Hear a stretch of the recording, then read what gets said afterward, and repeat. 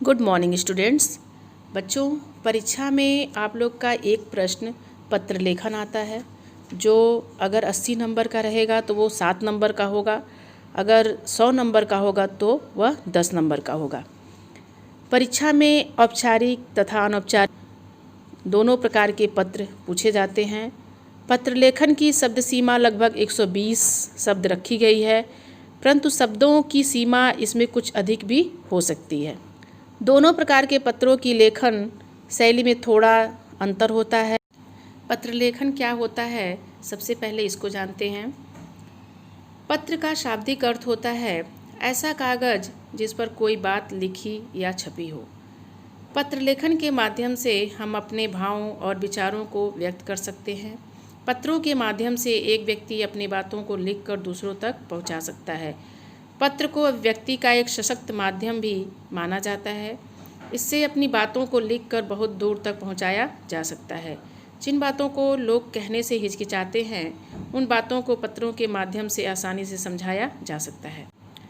पत्र लिखते समय हमें किन किन बातों का ध्यान रखना चाहिए, आइए इसे भी जानते हैं।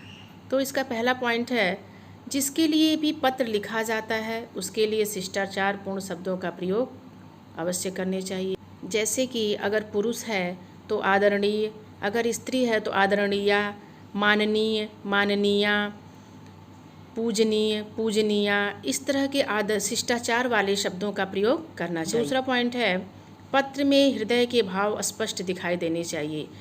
कहने का तात्पर्य है कि जो आप पत्र में लिखना चाहते हैं वो भाव स्पष्ट रूप से उस पत्र में दिखाई देना चाहिए।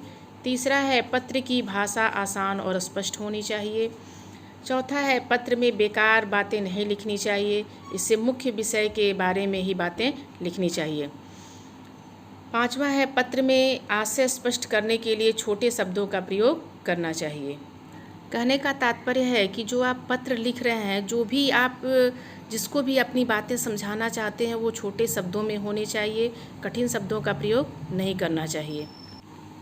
छठवां पॉइंट है, पत्र लिखने के बाद उसे दोबारा ज़रूर पढ़ना चाहिए। सातवां है, पत्र प्राप्तकर्ता की आयु, संबंध और योग्यता को ध्यान में रखकर भाषा का प्रयोग करना चाहिए। कहने का तात्पर्य है कि पत्र आप जिसे भी लिख रहे हैं उसके आयु का ध्यान देना चाहिए कि वो बड़ा है तो उसके लिए आदरणीय शिष्टाचार वाले शब्दों का प्रयोग करना चाहिए। आपका उससे संबंध क्या है, उस संबंध को उसमें व्यक्त करना चाहिए, और क्या योग्यता है, किस पद पे है वो, इसको पद को ध्यान में रख करके भाषा का प्रयोग करना चाहिए। आठवां है, अनावश्यक विस्तार से हमेशा बचना चाहिए, फालतू की बातें नहीं लिखनी चाहिए। नौवां है, पत्र में लिखा हुआ लेख साफ व स्वच्छ होना चाहिए। 10वां है, भेजने वाले और प्राप्त करने वाले का पता साफ साफ लिखा होना चाहिए। टाइप ऑफ लेटर्स, पत्रों के प्रकार। मुख्य रूप से पत्रों को निम्नलिखित 2 भागों में विभाजित किया जा सकता है। जैसे पहला है औपचारिक पत्र, दूसरा है अनौपचारिक पत्र। पहला है अनौपचारिक पत्र। अनौपचारिक पत्र उन लोगों को लिखा जाता है जिनसे हमारा व्यक्तिगत संबंध रहता है। अनौपचारिक पत्र अपने परिवार के लोगों को, जैसे माता पिता, भाई बहन, सगे संबंधियों और मित्रों को उनका हालचाल पूछने, निमंत्रण देने, सूचना आदि के देने के लिए लिखे जाते हैं। इन पत्रों में भाषा के प्रयोग में थोड़ी सी ढील दी जा सकती है। इन पत्रों में शब्दों की संख्या असीमित हो सकती है, क्योंकि इन पत्रों में इधर उधर की बातों का भी समावेश होता है। अनौपचारिक पत्रों में व्यक्तिगत सुख दुख की जा सकती है। इसमें बधाई पत्र, शुभकामना पत्र, धन्यवाद पत्र, निमंत्रण पत्र, विशेष अवसरों पर लिखे गए पत्र आदि इसके अंतर्गत आते हैं। औपचारिक पत्र किसे कहते हैं, इसे भी जान लेते हैं।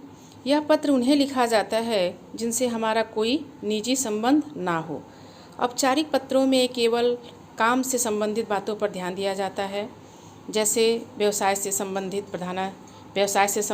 पत्र, प्रधानाचार्य को लिखे प्रार्थना पत्र, आवेदन पत्र इसको ऑफिशियल पत्र भी कह सकते हैं, सरकारी विभागों को लिखे गए पत्र, संपादक के नाम पत्र आदि औपचारिक पत्र के अंतर्गत आते हैं।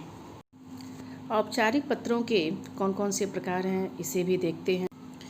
औपचारिक पत्रों को 3 वर्गों में विभाजित किया जा सकता है। पहला है प्रार्थना पत्र।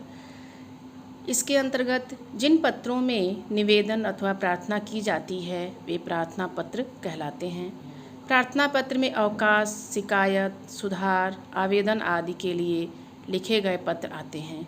ये पत्र स्कूल के प्रधानाचार्य से लेकर किसी भी सरकारी विभाग के अधिकारी को लिखे जा सकते हैं। दूसरा है कार्यालयी पत्र। जो पत्र कार्यालयी कामकाज के लिए लिखे जाते हैं वे कार्यालयी पत्र कहलाते हैं। ये सरकारी अफसरों या अधिकारियों, स्कूल और कॉलेजों के प्रधानाध्यापकों और प्राचार्यों को लिखे जाते हैं। इन पत्रों में डाक अधीक्षक, समाचार पत्र के संपादक, परिवहन विभाग, थाना प्रभारी, स्कूल प्रधानाचार्य आदि को लिखे गए पत्र इसके अंतर्गत आते हैं। तीसरा है व्यावसायिक पत्र। व्यवसाय में सामान खरीदने व बेचने अथवा रुपयों के लेन देन के लिए जो पत्र लिखे जाते हैं उन्हें व्यावसायिक पत्र कहते हैं। इन पत्रों में दुकानदार, प्रकाशक, व्यापारी, कंपनी आदि को लिखे गए पत्र इसके अंतर्गत आते हैं। औपचारिक पत्र लिखते समय हमें किन किन बातों का ध्यान देना चाहिए, आइए इसे भी देखते हैं।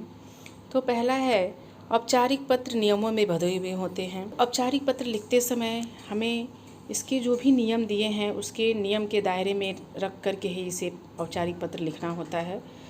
दूसरा है इस प्रकार के पत्रों में भाषा का प्रयोग ध्यानपूर्वक किया जाता है। इसमें अनावश्यक बातों जैसे कुशल मंगल समाचार आदि का उल्लेख नहीं किया जाता है। कुशल मंगल हम लोग अनौपचारिक पत्रों के अंतर्गत लिखते हैं अपने रिश्तेदारों का हालचाल पूछने के लिए, जबकि ये औपचारिक पत्रों के अंतर्गत यानी कि ऑफिशियल पत्रों के अंतर्गत इन सब बातों की चर्चा नहीं की जाती है। तीसरा है पत्र का आरंभ व अंत प्रभावशाली होनी चाहिए। औपचारिक पत्र लिखते समय उसकी शुरुआत और उसका अंत आकर्षक होने चाहिए जिससे पढ़ने वाला भी प्रभावित हो। चौथा है पत्र की भाषा सरल, लेख स्पष्ट व सुंदर होनी चाहिए। हमें पत्र लिखते समय कठिन भाषा का प्रयोग नहीं करना चाहिए। जो भी बात आप उसमें लिखना चाहते हैं वो स्पष्ट होनी चाहिए और लिखावट जो हो सुंदर होनी चाहिए। पांचवा है यदि आप कक्षा अथवा परीक्षा भवन से पत्र लिख रहे हैं तो परीक्षा भवन से पत्र लिखते समय पते के स्थान पर परीक्षा भवन लिखना चाहिए तथा शहर का नाम भी लिख सकते हैं। जैसे आप अगर नैनीताल में रहते हैं तो नैनीताल लिख सकते हैं, गोरखपुर में रहते हैं तो गोरखपुर शहर का नाम लिख सकते हैं। और अपने नाम के स्थान पर क ख ग घ लिखना चाहिए। बच्चों, बोर्ड एग्ज़ाम में भी अपने पते के स्थान पर आप परीक्षा भवन लिखेंगे और अपने नाम के स्थान पर क ख ग घ लिखेंगे। छठवां पॉइंट है पत्र पृष्ठ के बाईं ओर से हाशिए यानी कि मार्जिन लाइन के साथ मिलाकर लिखना चाहिए। सातवां है पत्र को एक पृष्ठ में ही लिखने का प्रयास करना चाहिए ताकि तारतम्यता, लयबद्धता बनी रहे। कहने का तात्पर्य है कि जब भी हम पत्र लिखें तो उसकी स्टार्टिंग जो है शुरुआती लाइन से होनी चाहिए और एक ही पेज पर वो समाप्त भी हो जाए। आधा इस पेज पर आधा दूसरे पेज पर नहीं लिखना चाहिए। आठवां है प्रधानाचार्य को पत्र लिखते समय प्रेषक के स्थान पर अपना नाम, कक्षा व दिनांक लिखना चाहिए। प्रेषक का अर्थ होता है भेजने वाला, तो उसके स्थान पर अपना नाम, कक्षा व दिनांक लिखना चाहिए। बच्चों, पत्र लिखते समय संबोधन तथा अभिवादन का बहुत महत्व होता है, तो पत्र लिखते समय संबोधन और अभिवादन का विशेष ध्यान देना चाहिए। पत्र लेखन की जो भी नियम हैं आपको बता दिए गए हैं और आपको समझ में आ गया होगा।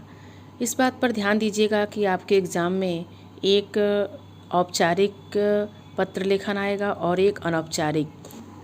दोनों प्रश्नों में से एक प्रश्न करना अनिवार्य होगा। आशा करती हूँ कि आपको पत्र लेखन समझ में आ गया होगा। धन्यवाद।